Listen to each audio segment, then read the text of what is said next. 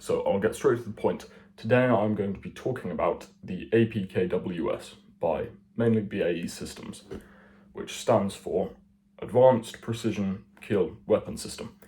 So effectively what it does, when added to the Hydra 70 rockets that we were talking about last time, which have over 70 customizable options in regard to warhead, fuse, motor, rocket motor, when added to these Hydra 70 rockets, various modifications, it uses a laser guidance system to turn these unguided rockets into precision-guided munitions. So, if we were to liken it to something else, it would probably be more so like a gravity bomb, only it uses propulsion in itself. It's not a missile because it uses this laser guidance for positioning like a gravity bomb rather than maneuvering as a missile would.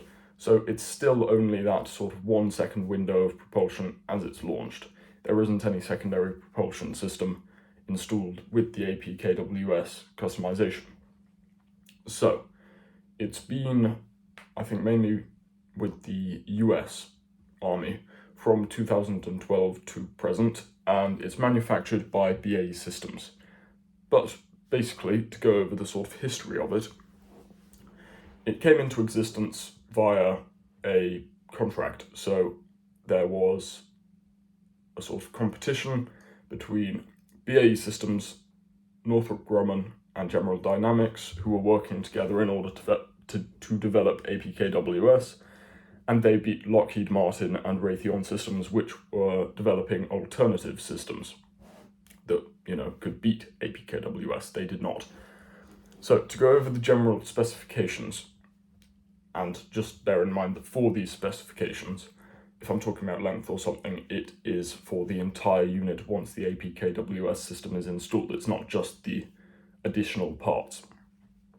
So 50,000 have been manufactured so far, and the overall unit when the system is installed weighs 32 pounds.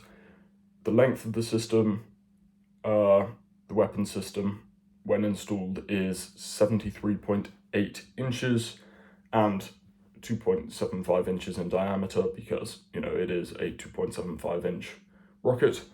The muzzle velocity is 1,000 meters per second with an effective firing range for a rotary aircraft of 1 to 5 kilometers, and for a fixed wing aircraft, so strike or attack aircraft, that would be 2 to 11 kilometer range.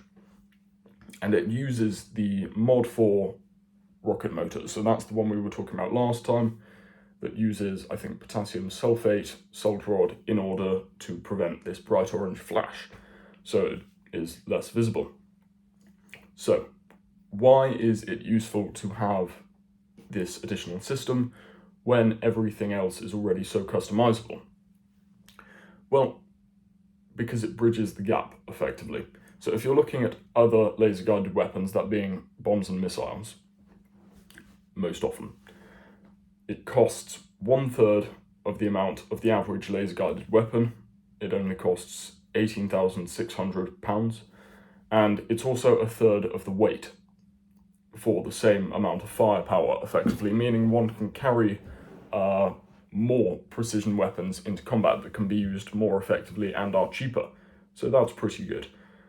It's been stated to sort of bridge the gap between something like Hellfire, which is the American sort of Apache-used air-to-ground missile, or Brimstone, and the unguided Hydra 70, which is, even with all of its modifications, still, you have to maneuver a vehicle in order to get lock. So, in regard to the laser-guided system itself, what it uses is a distributed aperture semi-active laser seeker, which is used on this. It's a mid-body guidance unit called the WGU-59B. So what this does is it uses 4 active seekers, which are positioned on canards of the rocket. So you have 4 lenses all jutting out in they form a square if you were to line them up, draw a dot to dot.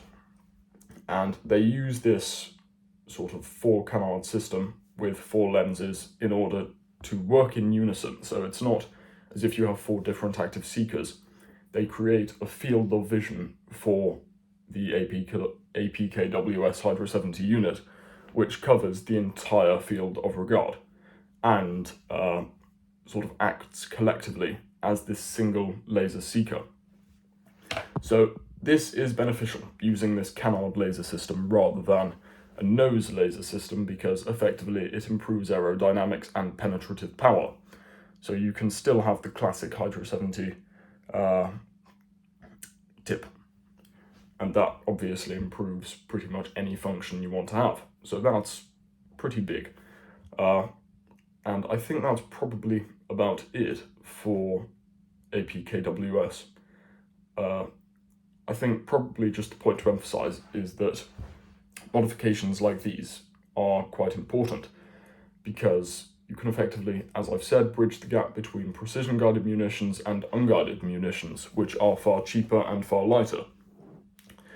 And so, effectively, what that might do, if you sort of imagine a military's decision-making process, or firm's decision-making process, in order to determine what they need to manufacture next, this may sort of skew their preference towards having modified unguided weapons as opposed to specifically built guided weapons, precision-guided munitions like missiles, like bombs, which are far more expensive. Therefore, what we can probably say about that is there is pretty major significance in the idea of modifying and customizing unguided munitions and modifying and customizing munitions overall. So that might be a trend we start to see a bit in the future. But for today, that is it.